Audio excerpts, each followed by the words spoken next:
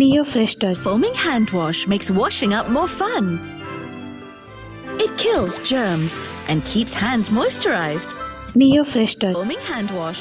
Fresh Touch. Be 100% sure. గాల్లో ఎగురుతూ విమానాలు గుద్దుకోవడం, కూలిపోవడం వంటి ఘటనలు సాధారణంగా జరుగుతూనే ఉంటాయి. కానీ విమానం బోల్తా పడడం ఎక్కడైనా చూసారా? అది కూడా రన్వే మీద ల్యాండ్ అవుతూ విమానం బోల్తా కొట్టడం ఎప్పుడూ చూడలేదు. కానీ కెనడాలో అదే జరిగింది. కెనడాలో ఘోర విమాన ప్రమాదం చోటు చేసుకుంది.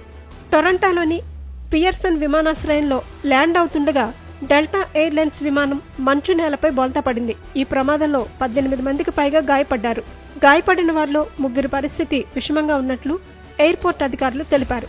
ఆ విమానంలో 76 మంది ప్రయాణికులు, 4 సిబ్బంది ఉన్నట్లు సమాచారం. సోమవారం మధ్యాహ్నం 3:30 గంటల ప్రాంతంలో ఈ ప్రమాదం జరిగిందని డెల్టా ఎయిర్లైన్స్ ఓ ప్రకటనలో తెలిపింది.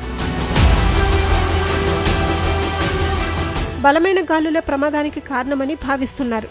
గాయపడిన వారిలో ఒక చిన్నారి కూడా ఉన్నట్టు తెలుస్తోంది. వారిని వెంటనే ఆసుపత్రికి తరలించారు.